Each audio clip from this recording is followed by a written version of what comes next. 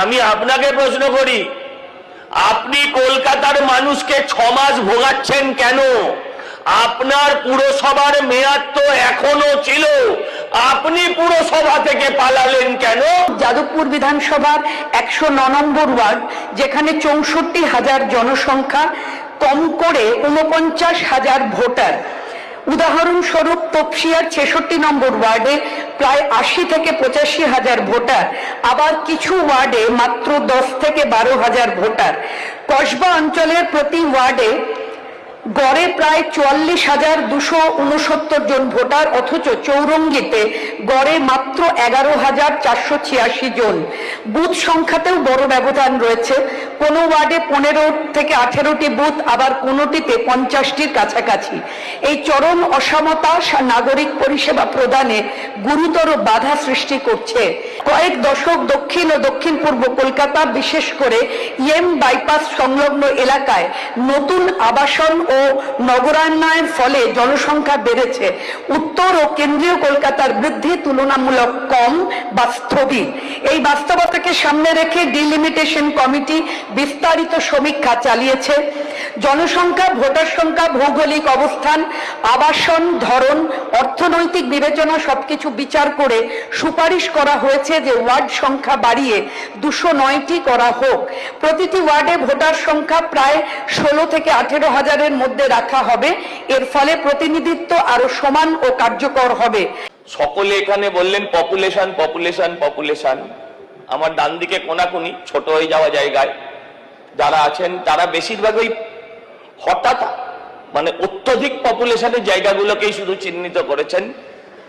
যার মধ্যে আমাদের প্রাক্তন মেয়রও আছেন। তিনি জানেন যে পুরসভা একটা কমপ্লিট সার্ভিস ইন্ডাস্ট্রি। শুধু পপুলেশন এখানে বিষয় নয়, এখানে বিষয়টা হচ্ছে এক একটা ওয়ার্ড দৈর্ঘ্যে প্রস্থে দেখা যাচ্ছে এক একটা বিধানসভার সমান। তার পপুলেশনটা সেকেন্ডারি। আমার মনে হয় তার সাইজটা, আয়তনটা আমাদের ভাবা উচিত। কারণ পুরসভাকে সেই অঞ্চলের রাস্তার দায়িত্ব নিতে হয়, সেই অঞ্চলের মানুষকে জল দিতে হয়, SWM সলিড ওয়েস্ট ম্যানেজমেন্ট করতে হয়, এবং আরো সমস্ত পৌর সুবিধে দিতে হয়।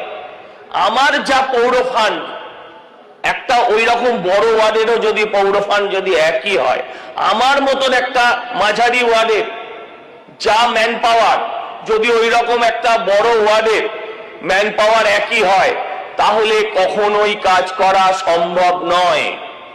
তাই শুধু পপুলেশন ডেনসিটি না দেখে এই সরকার যেভাবে অত্যন্ত দায়িত্বশীলতার সঙ্গে, দায়িত্বশীলভাবে তার এরিয়া পর্যালোচনা করে এই সংখ্যাকে বাড়িয়েছেন, তার জন্য আমি তাকে ধন্যবাদ জানাই।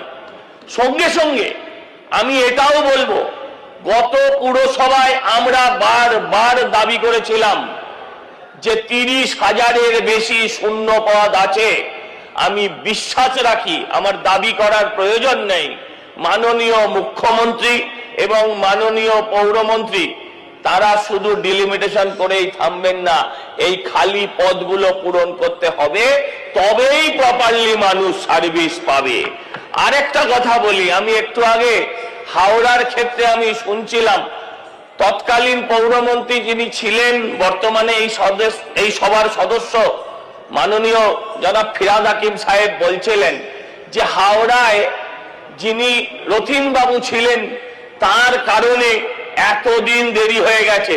রথীন বাবু আজকে আমাদের দলের সদস্য, যখন করেছিলেন অন্য দলের সদস্য ছিলেন। কিন্তু স্যার, আমি আপনাকে প্রশ্ন করি, আপনি কলকাতার মানুষকে 6 মাস ভোগাচ্ছেন কেন?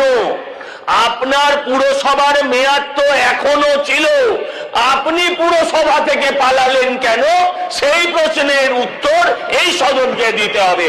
প্রতিদিন মানুষের সমস্যা হচ্ছে, প্রতিদিন মানুষের সমস্যা হচ্ছে। মানুষকে প্রতিদিন মানুষ চিঠির জন্য, সইয়ের জন্য দরজায় দরজায় ঘুরে বেড়াচ্ছে, এমএলএদের কাছে যাচ্ছে, এমএলএদের কাছে গিয়ে তারা ওয়ারিশান সার্টিফিকেট চাইছে। সব এমএলএ সবাইকে চেনে না, অনেক সময় ফিরিয়ে দিচ্ছে।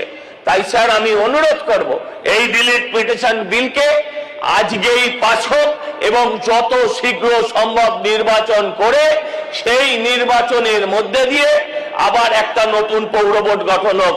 জনাব জাভেদ সাহেব বলছিলেন, উনিও অনেক বয়স্ক, আমার পিতৃতুল্য, আমার বাবার সাথেও একসাথে কাজ করেছেন। উনি বলছিলেন অনেক কথা আমি শুনছিলাম, 209টাকে 218 করে দিতে হবে।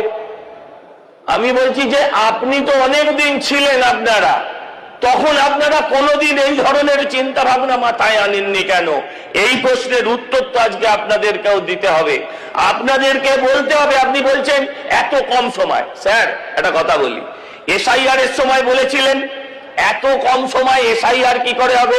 এসআইআর হয়েছে, ভোটও হয়েছে, ফলাফলও হয়েছে, এবারে ডিলিমিটেশনও হবে, ভোটও হবে, ফলাফলও হবে, আর কি হবে সেটা আপনিও জানেন আমিও জানি।